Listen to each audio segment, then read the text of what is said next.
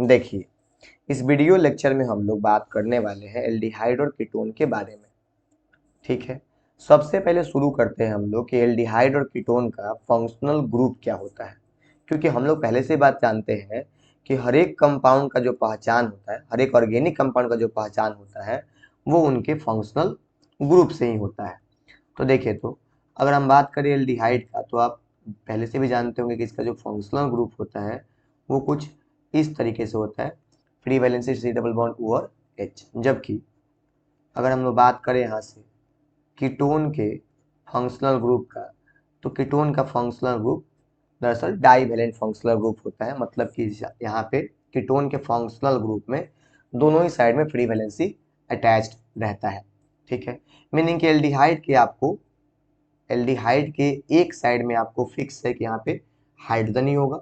आपको सी double bond एक ओ के दूसरे साइड अगर एच दिखे तो आपको, और एक साइड आपको यहाँ पे कार्बन चेन देखने को मिले तो आप उसे एल्डिहाइड बोल सकते हैं। जबकि यहाँ पे दोनों ही साइड में कार्बन की चेन अटैच्ड हो, सी डबल बॉन्ड ओ के दोनों साइड में कार्बन कार्बन की चेन अटैच्ड हो, तो उन्हें हम लोग कीटोन के तौर पे जानते हैं। ठीक है, अगर आप ध्यान देंगे तो दोनों ही कंपाउंड में एल्डिहाइड और कीटोन की जो फंक्शनल ग्रुप आप देख रहे हैं, इन दोनों में ये सी डबल बॉन्ड ओ, ये जो ग्रुप है जिसको हम लोग बोलते हैं कार्बोनिल ग्रुप, ये कॉमन है। ठीक है, अब दोनों ही कंपाउंड में एल्डिहाइड और कीटोन में ये कार्बोनिल ग्रुप कॉमन होता है। इसी वजह से एल्डिहाइड और कीटोन्स को कार्बोनिल कंपाउंड्स भी कहा जाता है। मतलब हम लोग इनके बारे में ऐसा एक स्टेटमेंट दे सकते हैं, both aldehyde and ketone contains carbonyl group, so they are collectively called carbonyl compounds। ठीक है, मीनिंग हम लोग एल्डिहाइड और कीटोन दोनों को ही कार्बोनिल कंपाउंड्स के तौर पे जानते हैं। ठीक है, अगर आप बात करेंगे यहाँ पे, चूंकि दोनों ही कंपाउंड्स में ये कार्बोनिल ग्रुप कॉमन होता है, इसीलिए एल्डिहाइड और कीटोन्स की ज्यादातर जो प्रॉपर्टीज होती है वो सिमिलर टाइप की हुई होती है। अगर हम इनके प्रिपरेशन मेथड का भी बात करें तो ऐसे बहुत सारे प्रिपरेशन मेथड भी हैं जो दोनों के लिए ही कॉमन होते हैं। ठीक है, तो सिमिलर टाइप के ग्रुप के प्रेजेंस होने की वजह से इन दोनों के प्रॉपर्टीज में आपको सिमिलैरिटी देखने को मिल जाता है। ठीक है, अब हम लोग ऐसा करते हैं कि दोनों का एक एक करके, एल्डिहाइड और कीटोन दोनों का हम लोग एक एक करके जो बेसिक इनका इंट्रोडक्शन है वो, और साथ में इनका नोमेनक्लेचर डिस्कस कर लेते हैं। ठीक है, तो चलिए हम लोग शुरू करते हैं सबसे पहले एल्डिहाइड। देखिए, तो अगर हम एल्डिहाइड के बारे में बात करें तो अभी अभी आपने इसका फंक्शनल ग्रुप यहाँ से देख रखा है। ये होता है कुछ इस तरीके से, सी डबल बॉन्ड ओ और एच। ठीक है, अब अगर हम बात करें एल्डिहाइड के जनरल फॉर्म का, तो जनरल फॉर्म का मतलब क्या होता है भाई? जनरल फॉर्म का मतलब है कि आप यहाँ पे जो इसके फंक्शनल ग्रुप में जो आप फ्री वैलेंसी देख रहे हैं, उस फ्री वैलेंसी से आप यहाँ पे क्या क्या अटैच कर सकते हैं। तो आपको ध्यान रखना है कि एल्डिहाइड में जो फंक्शनल ग्रुप में जो कार्बन पे फ्री वैलेंसी लगा हुआ है, वहाँ के जगह पे आप एच भी लगा सकते हो। ठीक है, जो कि सिंपलेस्ट एल्डिहाइड दे देता है। वहाँ पे आप एल्काइल ग्रुप हम लोग आर को यहाँ पे क्या समझते हैं, आर का मतलब हम लोग समझते हैं एल्काइल ग्रुप, यानी आप यहाँ पे अल्काइल ग्रुप भी जोड़ सकते हैं। और ए आर, मीनिंग की आप यहाँ पे ए आर अगर आप जोड़ देते हैं यहाँ पे, तो इसको हम लोग बोल सकते हैं अराइल ग्रुप भी। ठीक है, अराइल ग्रुप भी आप यहाँ पे जोड़ सकते हैं। ठीक है, अराइल ग्रुप, या बेसिकली आप वहाँ पे समझ रहे हो कि इसका मतलब क्या है, बेंजीन रिंग। ठीक है, बेंजीन रिंग भी आप यहाँ पे जोड़ सकते हैं। तो याद रखना है, जब आप अल्काइल ग्रुप वगैरह जोड़ते हैं, तो वैसे अगर एल्डिहाइड अगर आप अल्काइल ग्रुप जोड़ देते हैं तो जो एल्डिहाइड आपको मिलेगा उसे एलिफैटिक एल्डिहाइड कहा जाता है। ठीक है, एलिफैटिक एल्डिहाइड आप बोलेंगे। जबकि अगर आप बेंजीन रिंग अगर जोड़ देते हैं या अराइल ग्रुप जोड़ देते हैं तो उसे बेसिकली एरोमेटिक एल्डिहाइड कहा जाएगा, एरोमेटिक एल्डिहाइड कहा जाएगा। ठीक है, अगर आप एग्जांपल ले लेते हैं कुछ इस तरीके से, यहाँ पे CH3 है, C double bond over H है, तो ये आपको एलिफैटिक एल्डिहाइड कहा जाएगा। जबकि वहीं अगर आप यहाँ पे ले लेते हैं बेंजीन रिंग, और यहाँ अगर आप C double bond O H जोड़ देते हैं, तो ये बेसिकली आपको कहा जाएगा एरोमेटिक एल्डिहाइड। ठीक है। साथ ही अगर मैं बात करें कि अगर हम एल्डिहाइड के जनरल फार्मूला कंसीडर कर ले क्या होता है, तो एल्डिहाइड का जनरल फार्मूला होता है, ध्यान रखिएगा, CnH2n और O, CnH2n और O, where n greater equal to 1 होता है, मीनिंग कि एल्डिहाइड का एग्जिस्टेंस 1 कार्बन से शुरू हो जाता है। ठीक है, अब यहाँ से हम लोग एल्डिहाइड का नोमेनक्लेचर डिस्कस कर लेते हैं। तो हम लोग जानते हैं कि ऑर्गेनिक कंपाउंड का नाम दो तरीकों से लिखा जा सकता है, IUPAC सिस्टम के अकॉर्डिंग एंड कॉमन सिस्टम के अकॉर्डिंग। अब ध्यान देंगे आप, तो हम लोग यहाँ पे अल्डिहाइड का सबसे पहले कॉमन नेम का बात करने वाले हैं। ठीक है, तो अल्डिहाइड का अगर आप कॉमन नेम लिखना चाहते हैं तो उसके लिए आपको अल्डिहाइड के कोरिस्पॉन्डिंग कार्बोक्सिलिक एसिड, अल्डिहाइड का कोरिस्पॉन्डिंग कार्बोक्सिलिक एसिड के नेम से इक एसिड को हटाकर उसके जगह पे क्या जोड़ देना होता है, अल्डिहाइड जोड़ देना होता है। इससे आपको अल्डिहाइड का कॉमन नेम मिल जाता है। ठीक है, ये तरीका है। जैसे अगर मान लीजिए हम लोगों को कि अल्डिहाइड का ये जो सिंपलेस्ट फॉर्म है, मतलब ये जो सिंपलेस्ट अल्डिहाइड है HC डबल बॉन्ड O और H, इसका हमको कॉमन नेम लिखना है, तो हमको करना ये पड़ेगा कि इसके कोरिस्पॉन्डिंग कार्बोक्सिलिक एसिड, मतलब कि बराबर कार्बन वाले कार्बोक्सिलिक एसिड का कॉमन नेम लेना पड़ेगा। कोरिस्पॉन्डिंग का तो ये मतलब होता है कि इसके बराबर कार्बन वाला हमको एसिड लेना है। तो यानी कि हमको अगर एक कार्बन का अगर हम एसिड लें तो ये कुछ ऐसा दिखता है, C डबल बॉन्ड OH और यहाँ पे आपको लग जाएगा OH। जैसा कि आप जानते हैं कि एक कार्बन के एसिड का नाम जो होता है वो फॉर्मिक एसिड होता है। ठीक है, तो आपको क्या करना है, इसके नेम से इक एसिड को रिप्लेस कर देना है, यानी कि ड्रॉप कर देना है, और वहां पे ऐड कर देना है कौन सा वर्ड, एल्डिहाइड। ठीक है, तो ये जो आप एक कार्बन का ये अब एल्डिहाइड देख रहे हैं, इसका कॉमन नेम आपको मिल जाएगा फॉर्मल डिहाइड। ठीक है, सिमिलरली अगर आप दो कार्बन का एक एसिड ले लेते हैं, दो कार्बन का बेसिकली एल्डिहाइड ले लेते हैं और इसका आपको कॉमन नेम लिखना है, तो दो कार्बन के एल्डिहाइड का कॉमन नेम लिखना है, तो इसके कोरिस्पॉन्डिंग एसिड का कॉमन नेम आपको कंसीडर करना पड़ेगा। तो दो कार्बन का जो एसिड अगर आप लिखते हैं तो ये होता है CH3 C double bond O और यहाँ पे होता है OH, जो कि एक फेमस एसिड है जिसको हम लोग बोलते हैं एसिटिक एसिड। ठीक है, अगर हम लोग सेम यही काम करें, यहाँ से एक एसिड हटा के एल्डिहाइड जोड़ दें, तो ये जो आप देख रहे हैं दो कार्बन के एल्डिहाइड, इसका नाम हो जाएगा एसिटल एसिटल्डिहाइड। ठीक है, इसका नाम हो जाएगा एसिटल्डिहाइड। यानी कि आपको एल्डिहाइड का कॉमन नेम लिखने के लिए कार्बोक्सिलिक एसिड के कॉमन नेम पता होने चाहिए। ठीक है, उस एल्डिहाइड के कोरिस्पॉन्डिंग कार्बोक्सिलिक एसिड का नेम पता होना चाहिए। तो हम लोग ऐसा करते हैं, जो जो आपके एसिड होते हैं, जैसे कि एक कार्बन का ये एसिड है HCOOH, तो हम लोग इसका एसिड का पहले से नेम जानते हैं, इसका नेम होता है फॉर्मिक एसिड। ठीक है, जबकि वहीं अगर हम लोग दो कार्बन के एसिड के कॉमन नेम एसिड का अगर हम कॉमन नेम का बात करें तो एक ये होता है, आप ये भी जानते हैं, अभी हम लोगों ने देखा भी है, एसिटिक एसिड। ठीक है, तो अगर आपको तीन कार्बन का एसिड आ जाए या यूज करना पड़े तो इसका दरअसल कॉमन नेम होता है प्रोपियोनिक प्रोपियोनिक एसिड। चार कार्बन हो जाए, चार कार्बन का अगर आपको यहाँ पे एसिड लिखना हो CH3 इस तरीके से, यहाँ पे आप देख सकते हैं यहाँ पे चार कार्बन है, तो इस एसिड का जो कॉमन नेम होता है बेसिकली आपको होता है ब्यूटाइलिक एसिड। ठीक है, कम से कम आपको 5 कार्बन तक के जो एसिड है उनके नेम अगर आपको पता हो, जैसे हम यहाँ पे CH2 को कर देते हैं 3 टाइम्स और यहाँ पे लिख देते हैं COOH, तो इसमें 5 कार्बन हो जाएंगे, और बेसिकली 5 कार्बन के एसिड का कॉमन नेम होता है वैलेरिक एसिड। ठीक है, तो अगर आपको ये कॉमन नेम याद रहेंगे, अगर आपको ये एसिड के कॉमन नेम याद रहेंगे तो इनके कोरिस्पॉन्डिंग जो एल्डिहाइड होंगे उनका भी आप कॉमन नेम आसानी से लिख पाइएगा। बस एक एसिड हटाइएगा, उसमें एल्डिहाइड जोड़ दीजिएगा, आपको एल्डिहाइड का कॉमन नेम मिल जाएगा। ठीक है, अब यहां से हम लोग एल्डिहाइड का IUPAC नेम देख लेते हैं कि कैसे लिखा जाता है। तो हम लोग ये बात जानते हैं कि ऑर्गेनिक कंपाउंड्स का नेम लिखने के लिए एक फॉर्मेट होता है जिसमें हम लोग root word, primary suffix, secondary suffix जैसे टर्म का यूज करते हैं।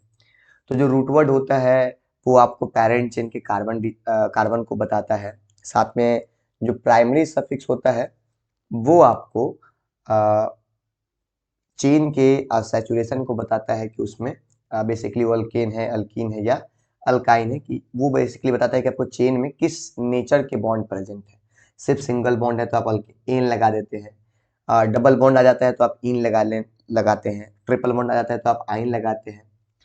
तो अगर आप यहाँ ध्यान देंगे तो जो उसमें एक सेकेंडरी सफिक्स होता है वो बेसिकली फंक्शनल ग्रुप का पहचान बताता है कि वो कंपाउंड किस टाइप के फंक्शनल ग्रुप को कंटेन कर रहा है या वो कंपाउंड किस फैमिली से बिलोंग कर रहा है।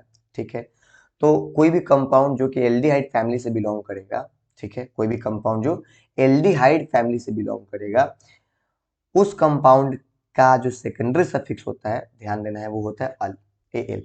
ठीक है, तो इसलिए हम लोग जब भी उस कंपाउंड का नाम लिखेंगे क्या करेंगे, उसके कोरिस्पॉन्डिंग जो कंपाउंड होगा उसके कोरिस्पॉन्डिंग जो अल्केन का नेम बनेगा, ठीक है, जितने कार्बन होते हैं उसके लिए आप रूट वर्ड अल्क लगाते हैं और प्राइमरी सफिक्स एन लगाते हैं। ठीक है, तो इसमें करना ये होता है आपको कि अगर अल्डिहाइड के फैमिली से कोई कंपाउंड है तो उसमें से आप ई को ड्रॉप कर दीजिए और इसका सेकेंडरी सफिक्स जो इसका पहचान है वो ऐड कर दीजिए।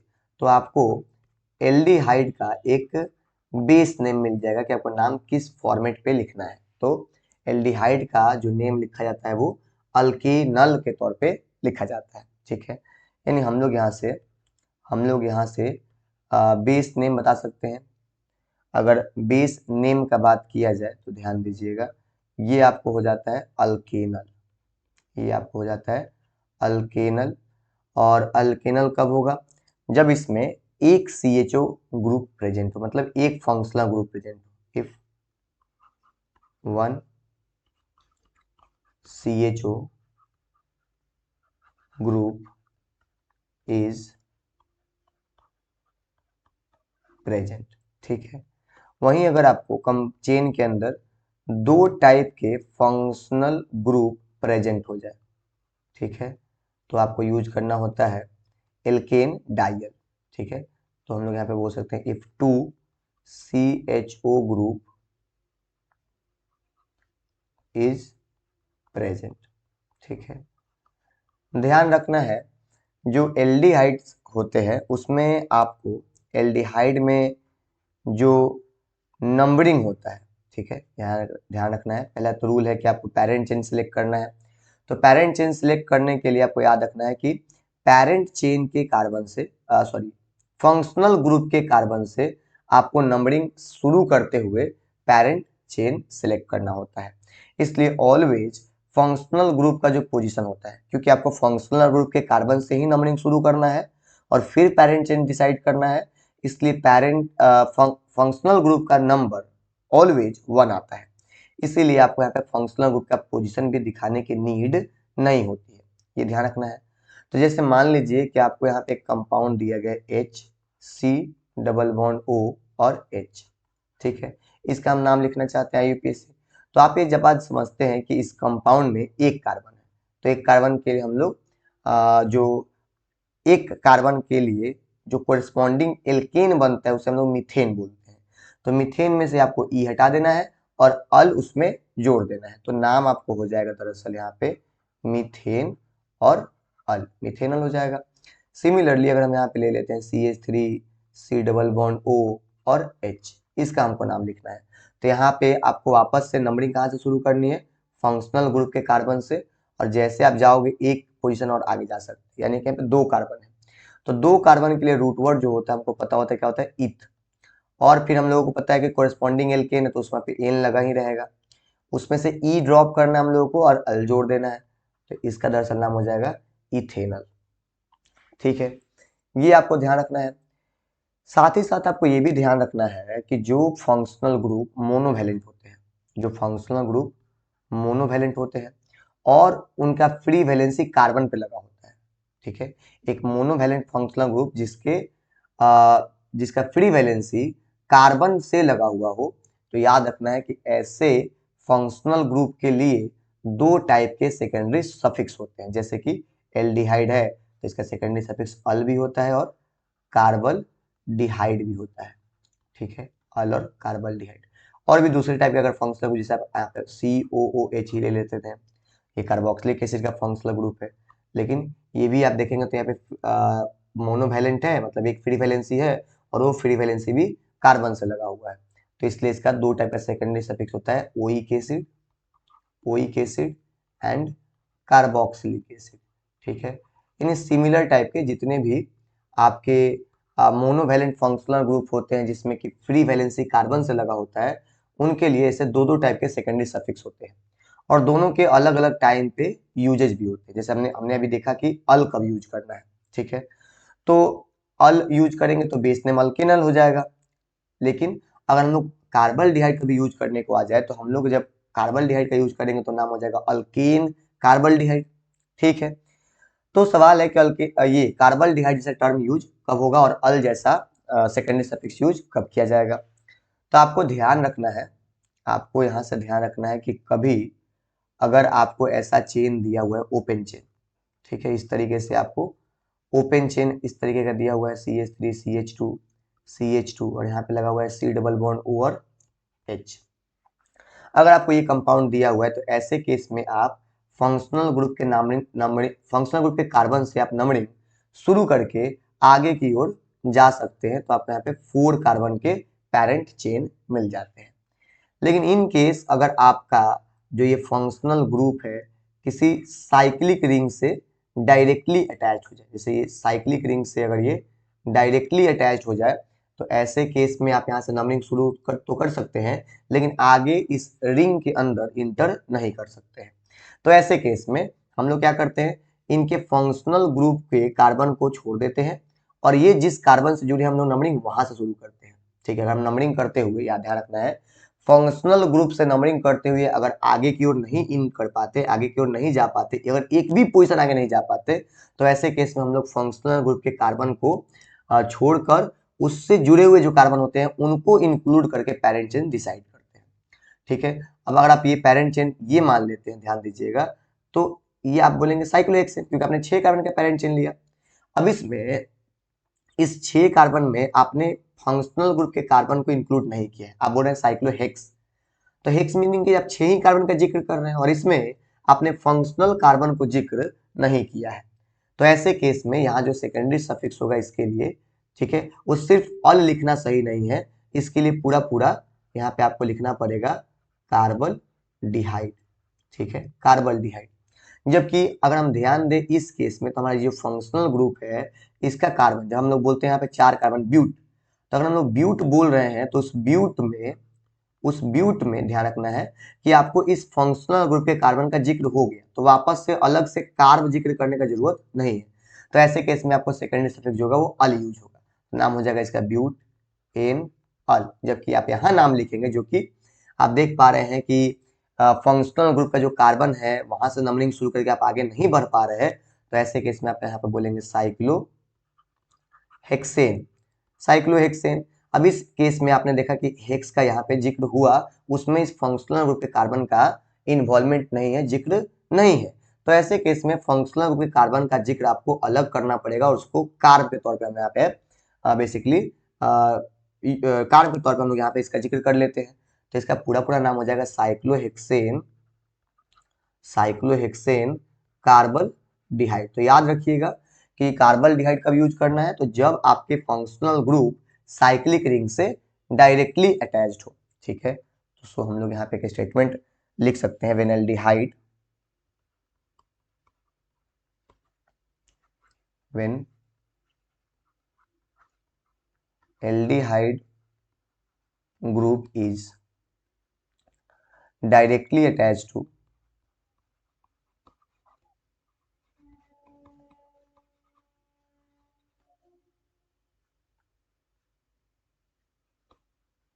Directly attach to a ring, directly attach to a ring. अब वो जो रिंग है वो साइक्लिक रिंग जो है वो ध्यान रखना है एली साइक्लिक भी हो सकता है और एरोमेटिक भी हो सकता है, मतलब बेंजीन रिंग भी हो जाए तो भी आपको यही रूल काम करेगा। ठीक है। The suffix carbaldehyde, the suffix carbaldehyde is added to the full name of added to the full name of the hydrocarbon. ठीक है, जो हाइड्रोकार्बन होगा, हाइड्रोकार्बन का आप पूरा नाम लिख लीजिएगा और उसमें आप सेकेंडरी सफिक्स कार्बल्डिहाइड जोड़ दीजिएगा, full name of the hydrocarbon. ठीक है, ये तरीका होता है आपको इन दोनों सेकेंडरी सफिक्स के यूजेज का ध्यान रखना है। आगे बढ़ते हैं हम लोग। अब हम लोगों ने कॉमन सिस्टम के अकॉर्डिंग भी नेमिंग समझ लिया हुआ है और IUPAC सिस्टम के अकॉर्डिंग भी नेमिंग समझ लिया हुआ है।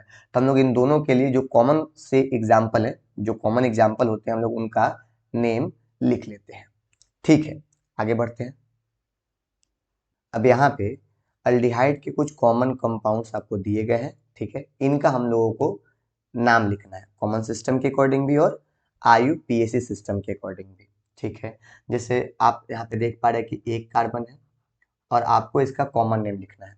तो अभी कॉमन सिस्टम में हम लोगों ने ये देखा था कि अल्डिहाइड का अगर आप कॉमन नेम लिखना चाहते हैं तो इसके कोरिस्पॉन्डिंग कार्बोक्सिलिक एसिड के नेम में से एक एसिड हटाकर आपको अल्डिहाइड जोड़ना होता है, ऐसा हम लोगों ने बोला था।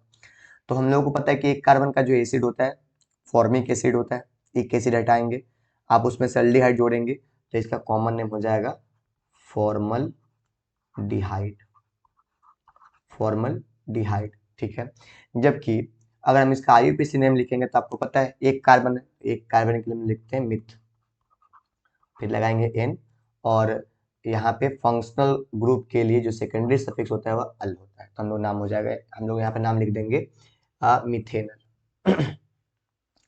यहाँ पे आप ध्यान देंगे अगर तो यहाँ पे दो कार्बन है, आपको पता है दो कार्बन के लिए एसिड का नाम होता है एसिटिक एसिड, एक एसिड हटाइए एल्डिहाइड जोड़ दीजिए, नाम आ जाएगा एसिटल डिहाइड।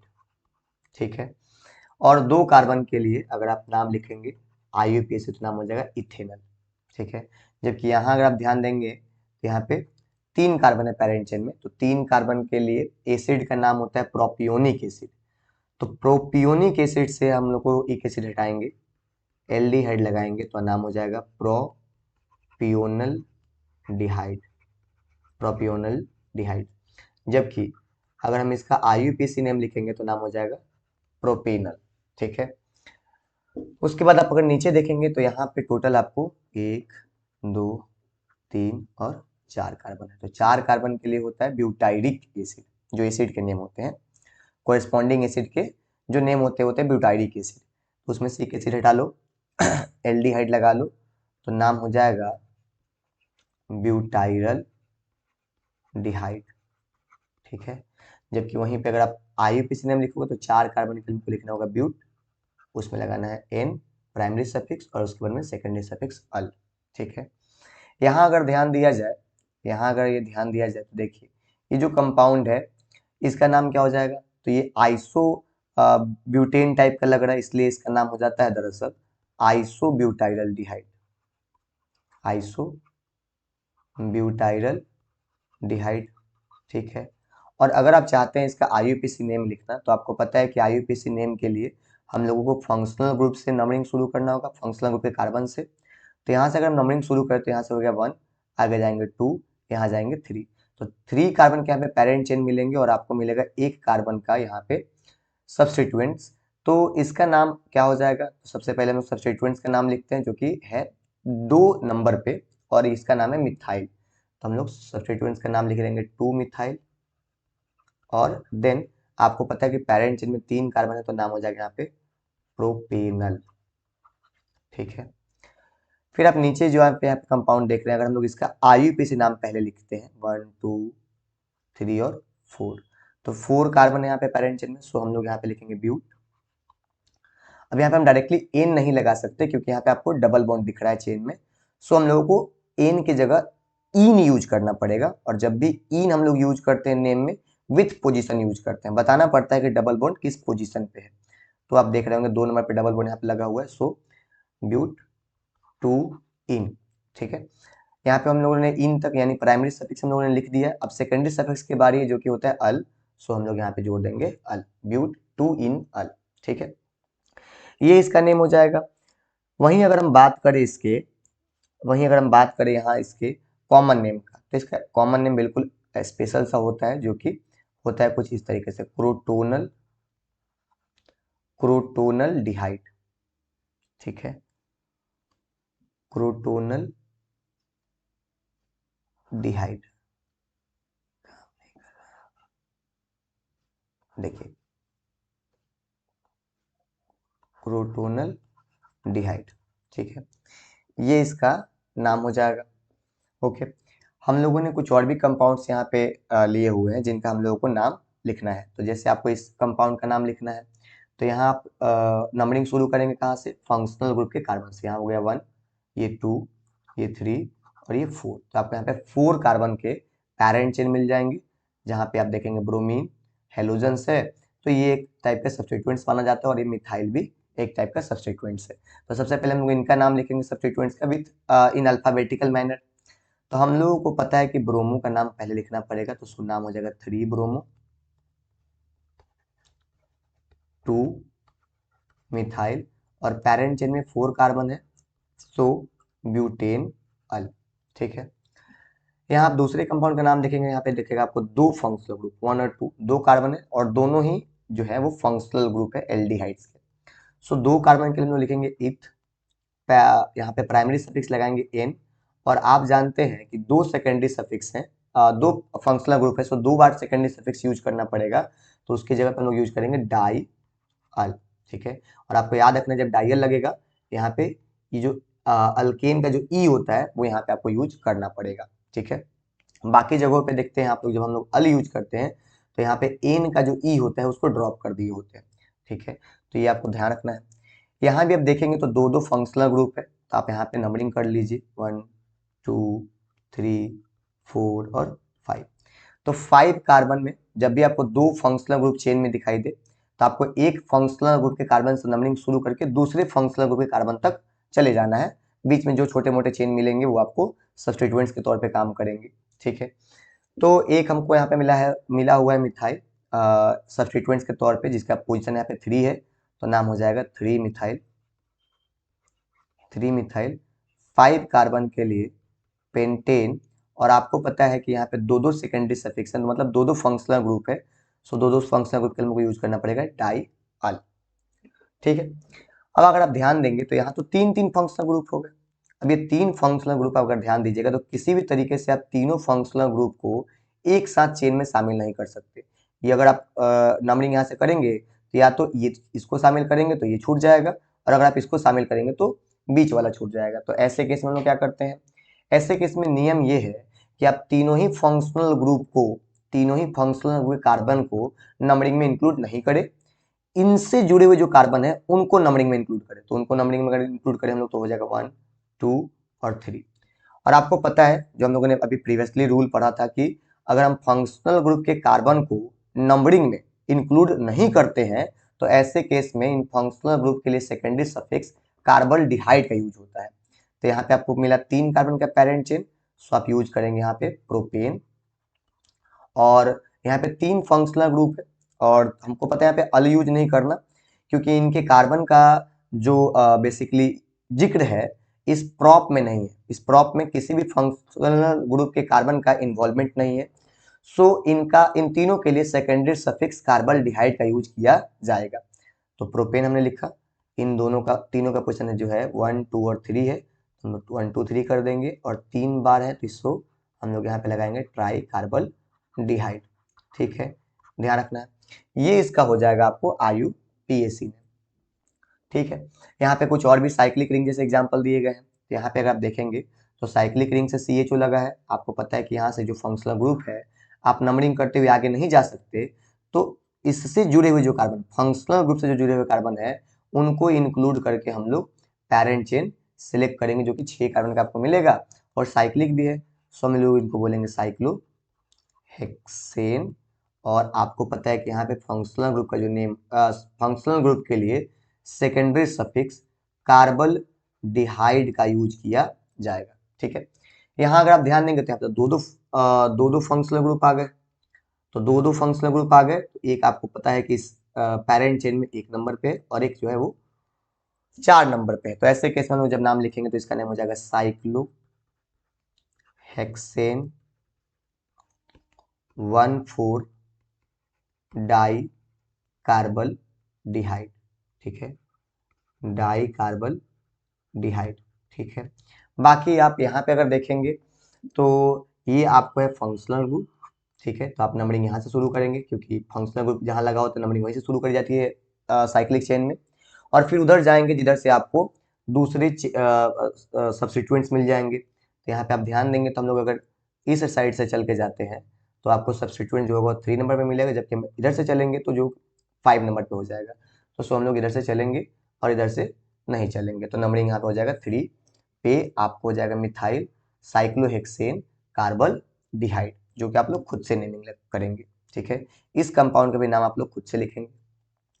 जबकि यहाँ आप ध्यान देंगे तो ये यहाँ पे जो फंक्शनल ग्रुप है वो एक साइड चेन, एक ओपन चेन से जुड़ा हुआ है, और हमने यहाँ से अगर नंबरिंग शुरू करें तो हम लोग एक पोजीशन तक तो आगे जा ही सकते हैं, 1 के बाद 2 चले गए।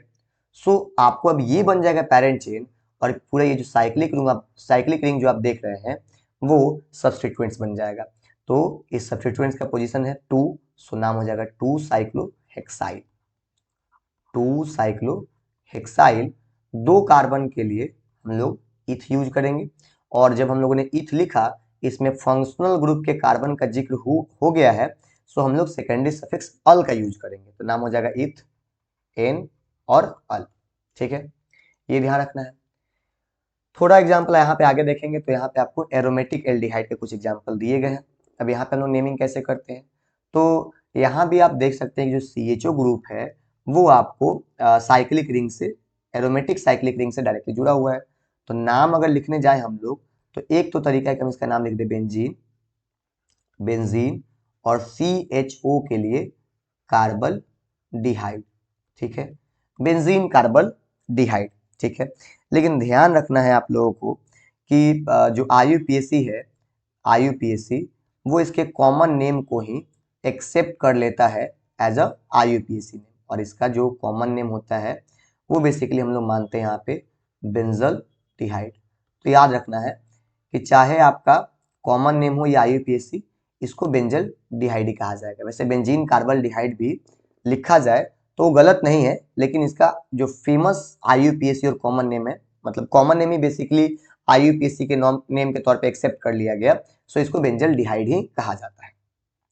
ठीक है, यहाँ आप देख रहे हैं कि यहाँ पे आपको दो फंक्शनल ग्रुप दिख रहे हैं। नंबरिंग करेंगे आपको तो ये 1 पे है और ये 2 पे है, तो इसका नाम अगर आप लिखने को जाते हैं तो आपको पैरेंट चेन जो है वो बेंजीन है, और यहाँ पे 2 फंक्शनल ग्रुप है, तो बेंजीन 1,2 डाई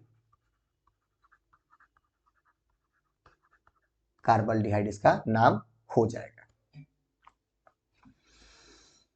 इस कंपाउंड को अगर आप देखते हैं तो इसमें दो फंक्शनल ग्रुप है। ठीक है, एक आपको OH है और एक CHO एल्डिहाइडिक है।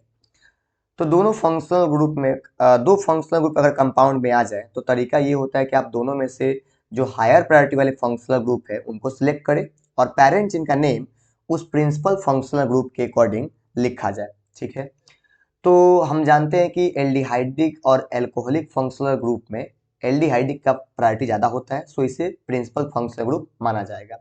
नंबरिंग में भी इसको प्रायोरिटी ज़्यादा दी जाएगी, तो यहाँ पे हम लोग इसको नंबर दे देते हैं 1, जबकि अल्कोहलिक को मिलेगा आपको 2 नंबर।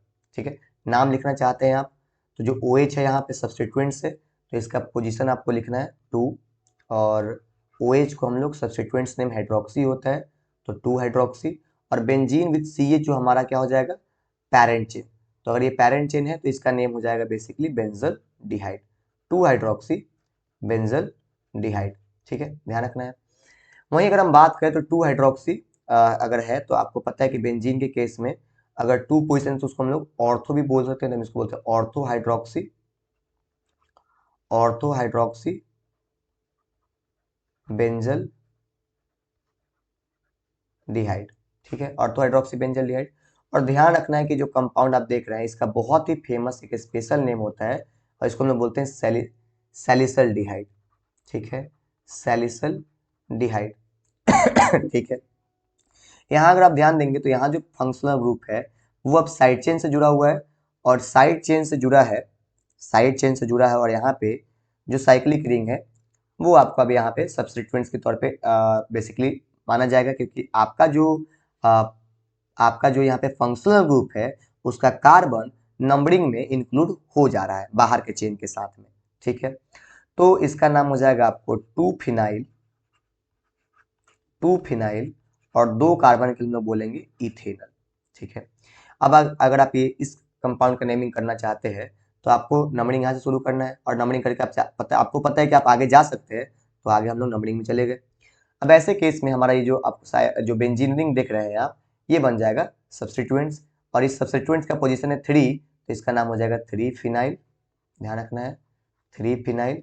पैरेंट चेन में 3 कार्बन है, सो प्रॉप, और 2 नंबर पे डबल बॉन्ड है, सो 2 इन, और आपको यहाँ पे लगाना है अल। ठीक है, तो इसका नाम है 3 मिथाइल प्रो 2 इन अल। ठीक है, वैसे इसका बहुत ही फेमस एक स्पेशल नेम या कॉमन नेम कह लीजिए, ये है आपको सिनेमल डिहाइड। ठीक है, ध्यान रखना है, इसका नाम होता है सिनेमल डिहाइड। ठीक है, ये बहुत ही बेसिकली एक प्लीजेंट स्मेल वाला कंपाउंड होता है सिनेमल डिहाइड। ठीक है, तो यहाँ से हम लोगों ने एल्डिहाइड का नोमेनक्लेचर कंप्लीट कर लिया है, और जो कीटोन का नोमेनक्लेचर है वो हम लोग अगले वीडियो लेक्चर में डिस्कस करेंगे। ठीक है, तो इस वीडियो लेक्चर में इतना ही।